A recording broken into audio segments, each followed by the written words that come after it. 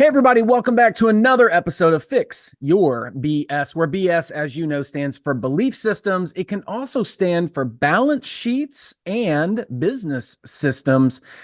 But we talk about five major categories of life, five major pillars: relationships, business or career, finances, beliefs, or health. And today we have somebody that is empowering performance, and he does that through health optimization. So he is an expert at making sure an entrepreneur, a business owner, or even the individual that's in a career gets the most out of their body to make sure that they can get the most out of their production. So today I've got Justin Roethlingshoefer. I'm sorry, Roethlingshoefer. If I got a little tongue tied there. We got Justin Roethlingshoefer.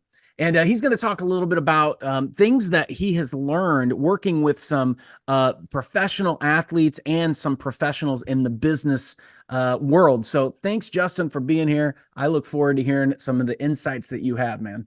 No, it's so great to be here, Greg. And when you talk about these five pillars, it's really the five pillars that make up a lot of people's lives, right? And in a lot of people who I'm sure listen to your show, who is your target audience, is that business leader, the person who's taken on the stepped into the shoes of what leadership is all about. And I think oftentimes people forget that there's a cost to leadership and thus don't design their lives accordingly, which is why the cost of leadership ultimately takes a toll on that individual rather than empowering and lifting them up just simply because their systems aren't working. So I'm excited to dive into this conversation today.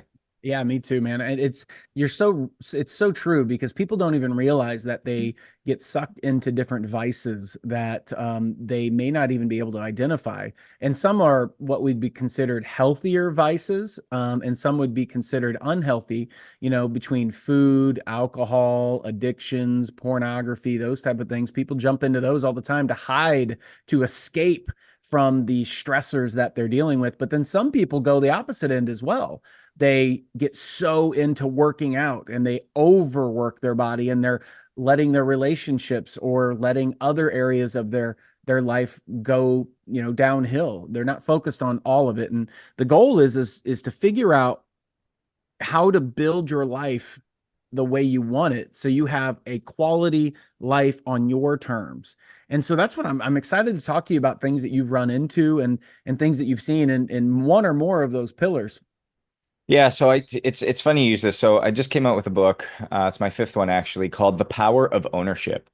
Redeem your health, live life by design, and break the relentless pursuit of normal. And so everything that you're talking about there, it's all about how can you live a life by design? How can you actually structure it intentionally and consistently step in to what it is that you're called to? So when we think about the definition of health, I've asked probably 500,000 people this by this point, from all the stages, from all the podcasts, from everywhere that I've kind of been. The biggest thing I get back is six pack abs, strength, endurance, ability to run a mile, great sleep, energy. And all of these are great words. They're powerful words. They're exciting words. They're things that people are looking for. But the world has told us that's what health is. It's an outcome. Mm. It's a result. And when we step into the fact that it's a result or an outcome, it causes us to strive. And as we strive and continually get on this wheel of striving, it creates more stress, more issues that actually hold us back from attaining that result. And so my definition for health is a system of habits built intentionally and consistently over the course of time to help us realize our potential. And so when we think about this, it's consistent and intentional habits and behaviors that have to be developed in order to create inevitable outcomes that we're all desiring for, but need to be done over the course of time. And so it's the consistent and intentional behaviors that I love to come back to. And how do we build habit systems, or a system within a system framework within our life that we often overlook? We do it so well in our businesses. We do it so well maybe in our finances or in our families, but we fail to do it in how we operate. And we just lean into this space of default which puts us in this constant feeling of overwhelm, of feeling stuck, of feeling frustrated, of feeling anxious. And it's not until we get these systems in place that we can feel energetic, that we can feel free, that we can feel fulfilled. And that's what really my goal is, and our company's goal is to take these things and help people get unstuck and live in that system that's now built around what they need and what they desire. I love the way you put that though, because there's a lot to unpack in what you just said. But what you said was, and what jumped out at me was the term habits. Because people don't realize you will fall to your habits when you're stressed, whatever that Yeah. baseline is, the default that you have set in your areas of your life. You will always fall back to that when you are met with stress. And what is growing a business and what is expanding as an entrepreneur or expanding in your career or growing as a human being? There's stress that is put into place. You're going to have stress. And so when you're under that stress, you're going to fall back to your habits, whatever those habits are. So I love that you're talking about that. My definition, so I'm a chiropractor by trade, and I turned into a business consultant because I learned how to implement the systems within my business. But that turns into a habit within the business, so it runs by itself. And that's literally what you're talking about doing for an individual. But Mhm. my definition of health is literally the ability of the body to survive. It has nothing to do with six pack abs. Yeah, that's nice. That's great. It has nothing to do with the outcomes that you talked about, ability to run certain miles. It has everything to do with your body's ability to optimize itself and function as efficiently as possible, because then you are more likely to survive. That's like the medical term or side of it. And so, how can somebody identify their habits that are causing them to, not have optimal health, and then transition and create new habits? Because I'm sure there's a system for that. Yeah, so as I went through my postgraduate doctoral work and really started to dive into, okay, what actually is happening inside an individual, we have to realize that our body doesn't know the difference between mental, physical, spiritual, emotional stress. Mm-hmm. Any type of engagement, any type of input put towards our system, our body system, is accepted as stress. And so when we realize that every single thing is stress, this conversation is stress, this light shining on my face is stress, getting up and going cooking dinner for my family is going to be stress, going and actually getting ready for bed is stressful. All these things are stress, and our body's taking these inputs and thus having to manage through them, navigate through them, and then be able to, as you said, maintain life. Mm. The more efficient we are at handling these, the better equipped we are to continue to have long-term health. That's why people who are a healthy weight are more efficient at doing these things. These are why people who practice certain meditation and breathwork exercises are more efficient at these things. All of these things start to add up and stack up. Now, I want to tell you a story here. So when I spent just about a decade in the National Hockey League as a health and performance director, and I said there's a cost to leadership. Mm. Well, just as there's a cost to leadership, there's a cost to being a professional athlete. It's not good, it's not bad, it's just a fact.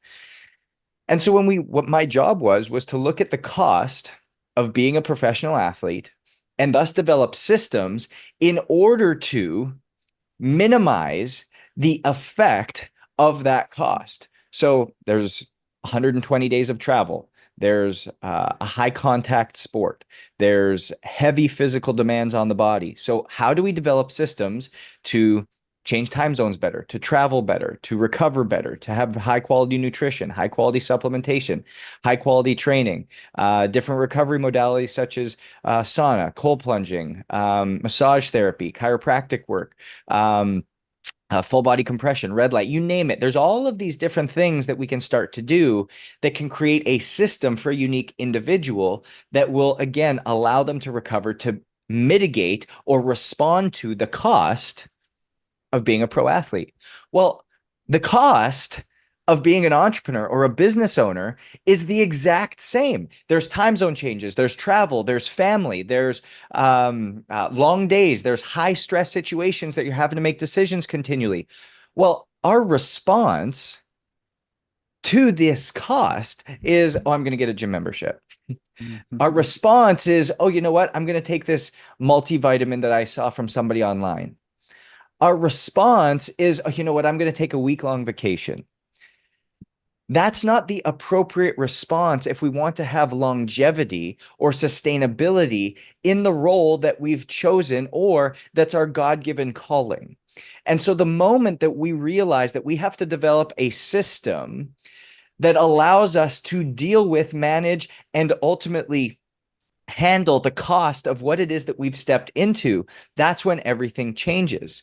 And so, knowing this, knowing that there's a cost, knowing that everything is stress, knowing that there's this deep need to understand how our body's handling that, wouldn't it be great if there was something quantifiable that would allow us to understand how our body was handling stress and strain? Mm. Well, that number actually exists, and it's called heart rate variability. It's something that exists within each one of us. Our heart is beating at a certain speed. And so let's take, for example, Greg, you and me, we both have a resting heart rate of 60 beats per minute. What that would indicate, if we just go with simple math, is that if your heart rate is 60 beats per minute and my heart rate is 60 beats per minute, that would mean that our heart is beating at 1 beat per second. That would be the interval. 60 beats divided by 60 seconds equals 1 beat per second. Simple math. But it's actually not how our body functions. It's not how our heart actually works. What happens is our heart only beats when it has to. So let's say, Greg, you're adapting to stress and strain really positively. You've got a great rhythm between overreaching and regeneration. So overreaching, so stress-induced activities, whether they're positive or negative, just stress-induced activities and regeneration, things that are intentionally and consistently put into your life that allow your body to recover from what it is that you've asked it to do. Great rhythm. What would happen is your body's like, oh man, Greg's in a great spot. I feel really good. Greg's safe. So my heart's only going to beat when it has to. So maybe it's 798 milliseconds, 859 milliseconds, 942 milliseconds, 727 milliseconds. And over the course of 60 seconds, it still beats 60 times. But that variance number is ultimately what your heart rate variability becomes. Myself, on the other hand, I'm not adapting to stress and strain very well. I've been traveling a lot. I don't have a travel framework. I haven't slept very well. I'm actually not in very good shape. I haven't eaten it all today. I've only taken in caffeine. I've got 5 more things on my to-do list that seemingly is never done. I've got to go pick up my kids. I've got to get dinner on the table, and I've got to finish this podcast all within the next 20 minutes. I don't know how I'm going to do this powerfully. I've got 45 people coming to my house tonight that I don't even know how I'm going to serve them food. All of this stress is building up, and my body goes, oh my gosh, I just have to keep Justin alive.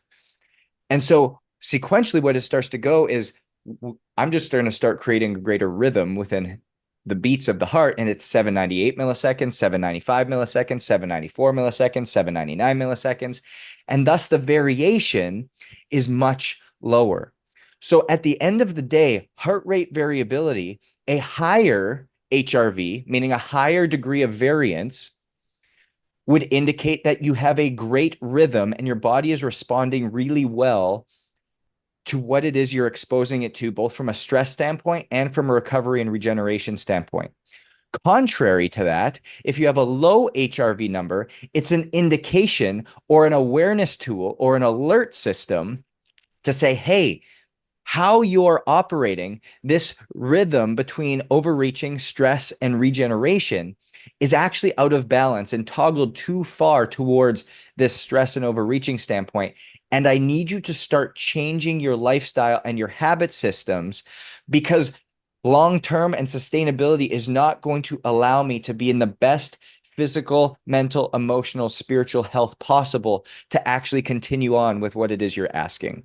And Mm. so that is the best way in which we've been able to find and dictate and ultimately help people gain awareness as to what habits are they engaging in, which ones are falling off, and where do we need to start intentionally and consistently building so that you can have a long-term sustainable plan.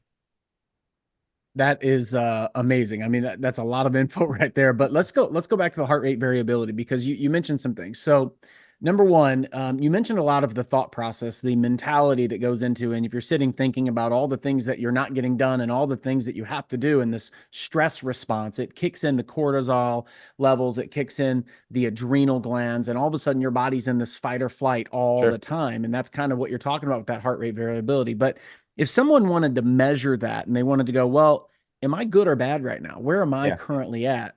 How would they measure that? What should they do? Yeah, you always have to have some type of a wearable device. So that's the unique thing is all these new wearable devices today actually measure HRV, but they typically wrap them into a algorithmic score. And this comes back to my um, disdain for what happens within this health space is people want to keep you in this state of confusion. So they'll give you a readiness score, a stress score, a recovery score, um, resiliency score. Well, what are these scores? Like nobody knows. I'm a 94 resiliency score today. Okay, cool. Like what does that actually mean? Nobody actually knows. Yeah, it's not quantifiable if you can't actually define it and then Correct. replicate it. Right. Exactly. And so what happens is on every wearable device, whether it's an Oura Ring, whether it's a Fitbit, whether it's an Apple Watch, whether it's a Whoop Band, they all measure HRV. And if you actually go into that algorithmic number, or you look under, sometimes it's under their sleep number, it'll show you heart rate variability. And if there was one number that you looked at, one number only, and you really started to track, pay attention to, learn, understand the patterns of what your actions were versus what your number was, heart rate variability would give you such amazing insight as to the habits that you're engaging in, the things that you're doing. It might not even be things that you do habitually, but things that you just engage in, like actions such as staying up late, alcohol, um, being on your phone right before going to bed, eating a late meal at night, getting off of a typical consistent sleep time and wake time. You'd actually start to notice patterns. Man, when I drink alcohol, my HRV drops. Man, when I have a poor sleep at night, my HRV drops. Man, when I eat a late meal, my HRV drops. Man, when I'm inconsistent with going to bed and waking up, my HRV drops. And you start to understand how your habits that you have unconsciously been engaging in or doing by default have actually slowly been chipping away at you and making you less of who you were created to be, giving you less capacity, giving you less sustainability, giving you less energy, giving you less mental clarity, all things that you're striving for. Mm. And you think by doing more and working harder, doing the GSD model, as I say, the get stuff done, just keep going, pushing harder, is actually holding you back from getting to where it is that you want to go. Well, And that, go ahead. no, well, I just want to get spiritual for a second because when you think about that, you talk about that when you're in that GSD mode, what you're trying to do is you're like a buddy of mine, Dr. Joe Dispenza, what he would talk about is you're trying to move physical matter and you're trying to actually make the matter in and around you change.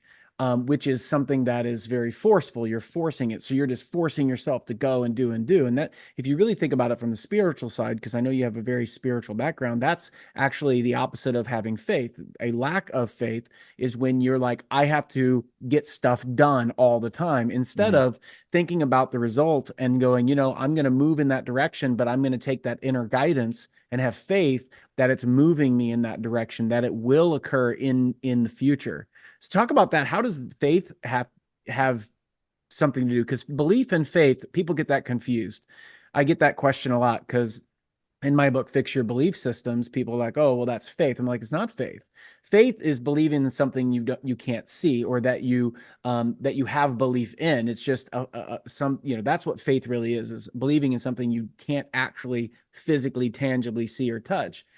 But a belief is nothing more than a thought process that you think enough that it goes into your subconscious mind and you haven't revisited it. It's what you believe. So if something happens and you fall into that habit of belief of that's good or bad, well, if you constantly fall in the habit of stress, mm.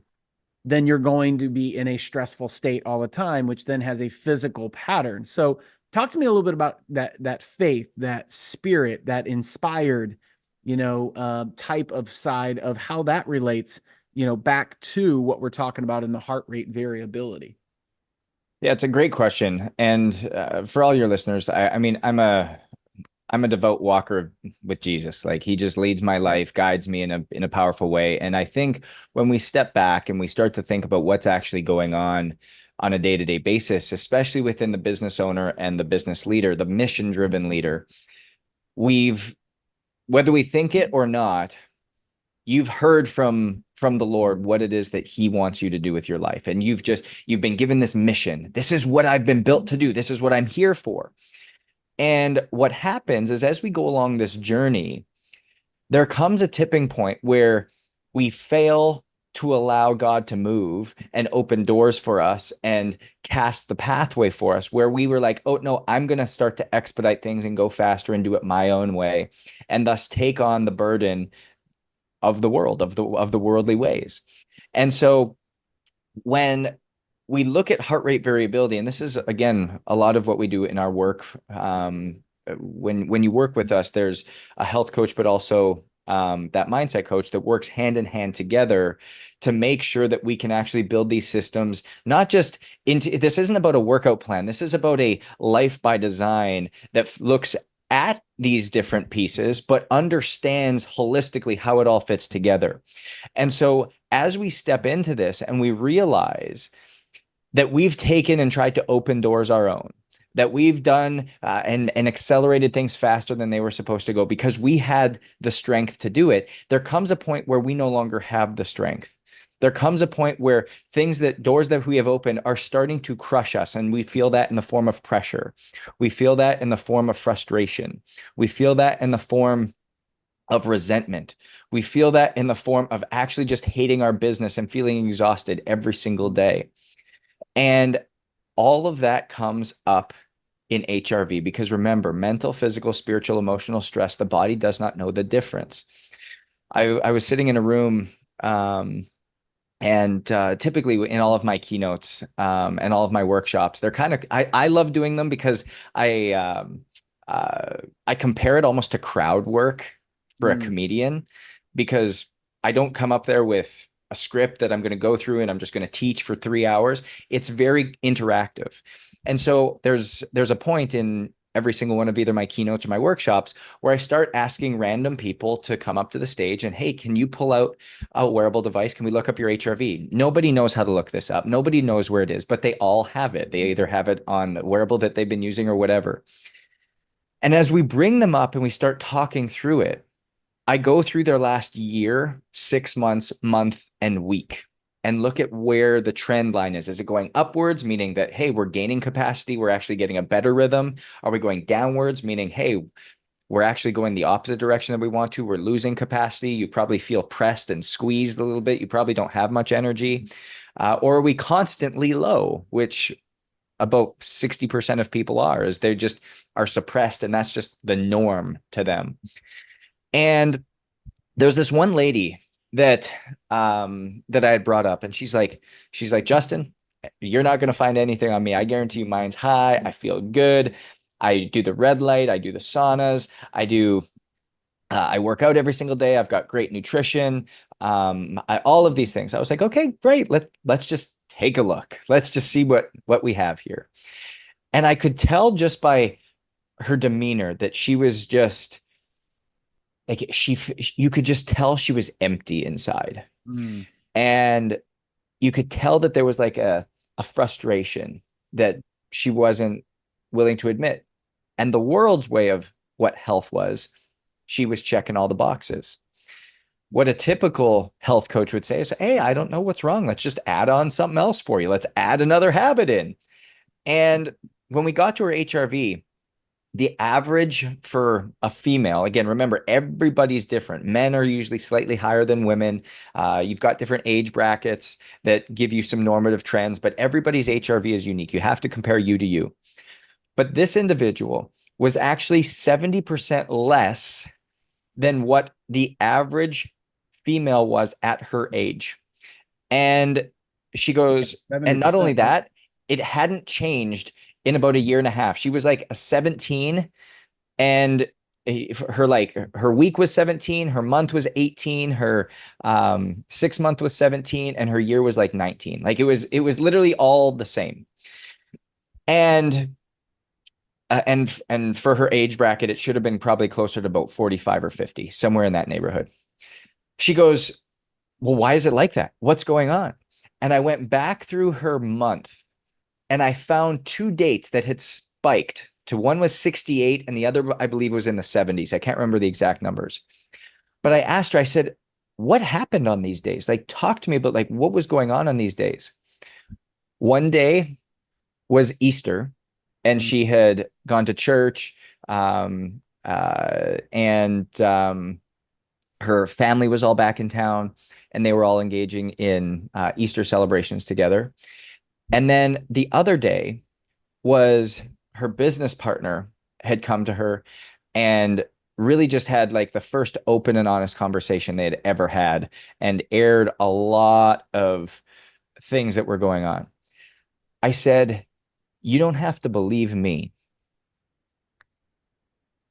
but you can't doubt the data. Right.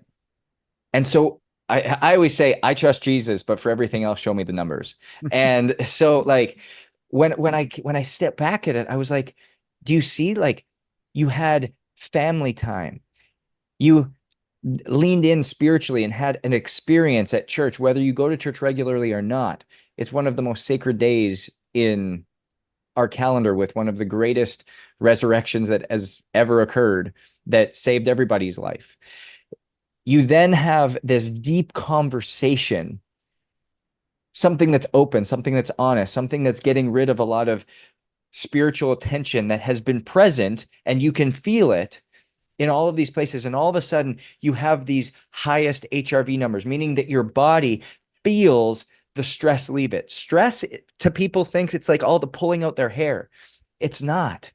It's the day-to-day ability to maintain life in an individual, mentally, physically, spiritually, emotionally, and being able to see this number, understand this number, and then being able to tie it back to the habits and behaviors or the actions that you're doing consistently and intentionally or unintentionally every single day.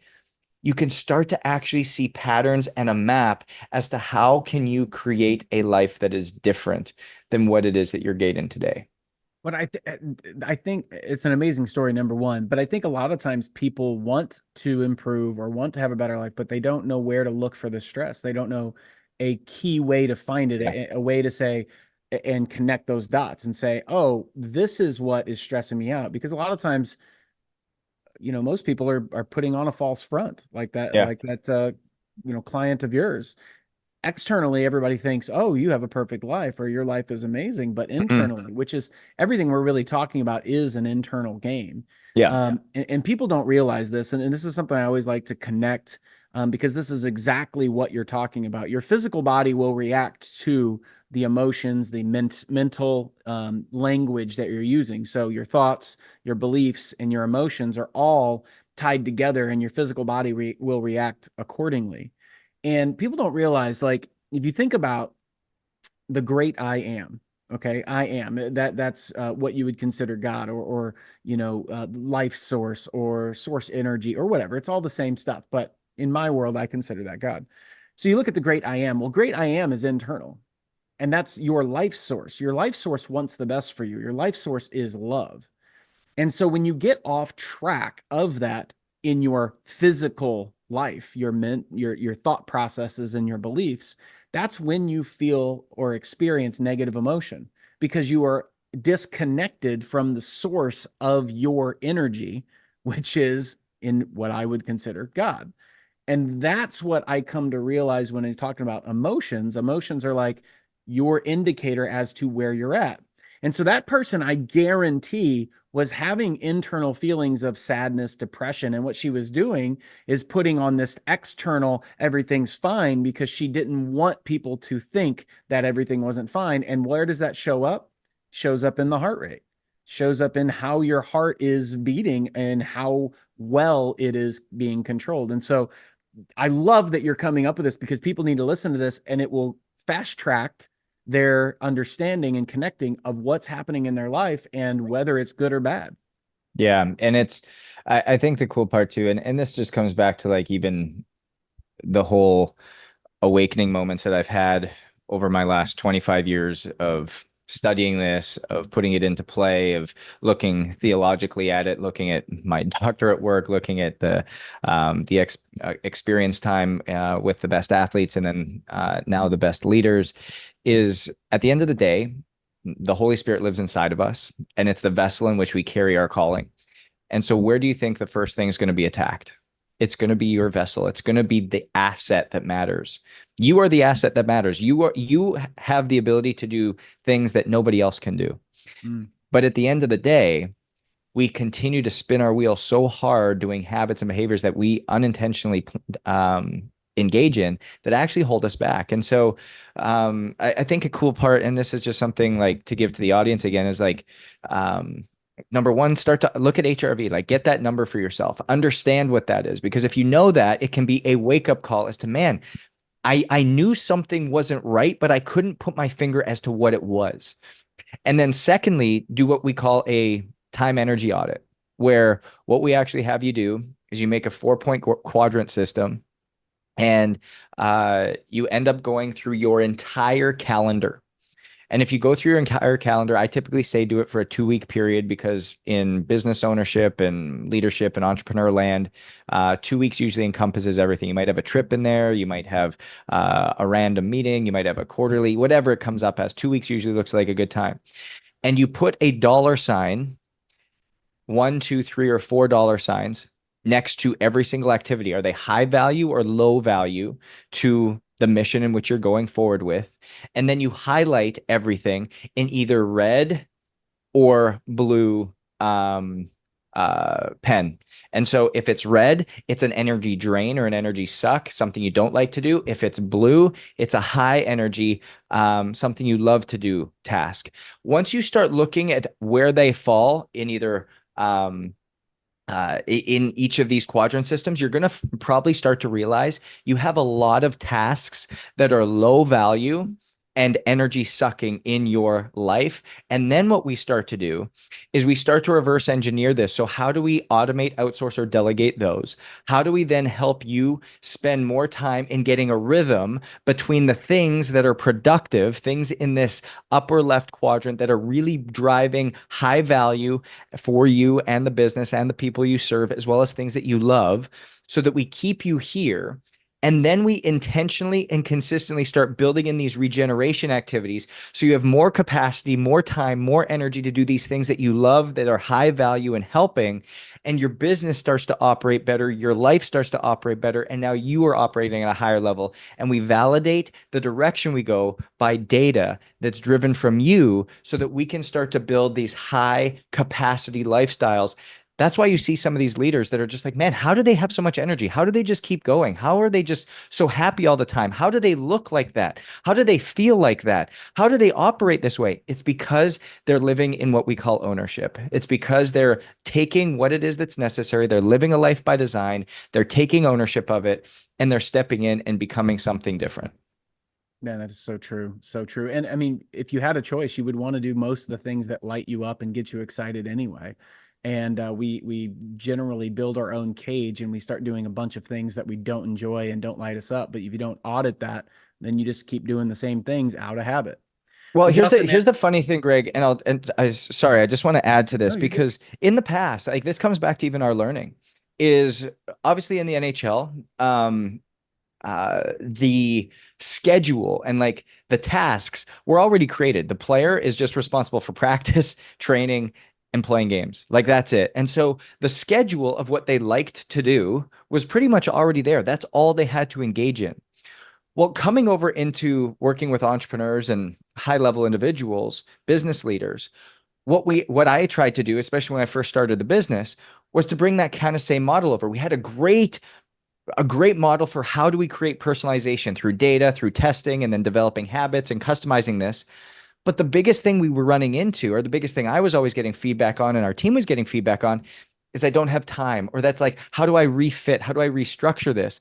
And so we realized that we were just one step back of actually starting to build this and audit this. And that's why we could go and we could give you the best night routine. We could give you the best morning routine. We could give you the best road protocol so that when you're traveling, you could stay on point with your exercise, nutrition, and sleep habits. We could give you the best hydration framework that was based around your testing. We could build the custom supplement for you that was required off of all your cellular panels.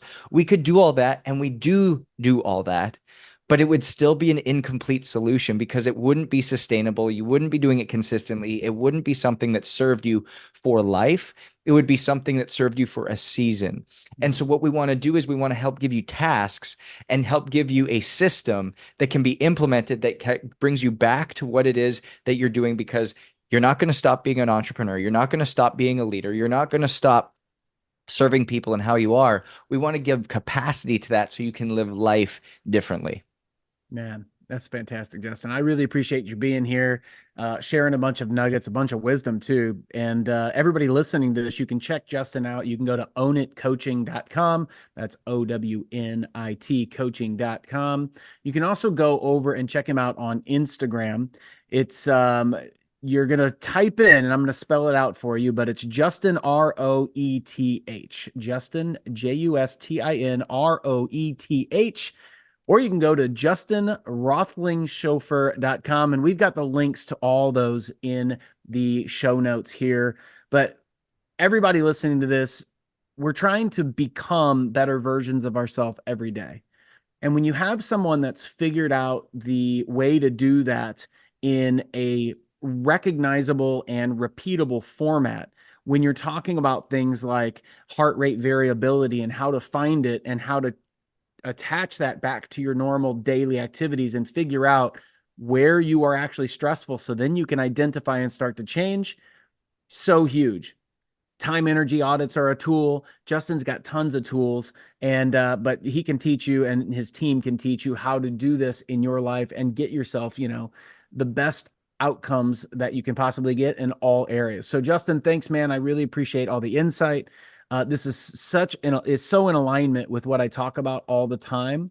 But I've never talked about heart rate variability as a tool. And I love that you brought that to the table for everybody to understand that. So everybody, make sure you share this episode with your friends. That's how we reach more people. There is no cost for this. The only thing we ask, we gave you some amazing content. Share it out so we can reach other people and improve their lives as well. Reach out to Justin, click all the links. Make sure you let him know in the direct messaging of social media, as well as us and our team on the Fix Your BS side, because we want to know how this is impacting your life. We want to know that we're making a difference. So let us know if any of these things, especially the heart rate variability, and what you found out about yourself.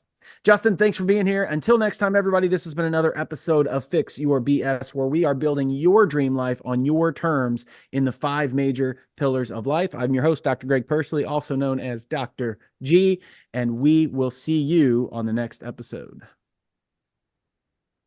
Awesome, man. Awesome. All right, stop recording. Dude, that was a lot of great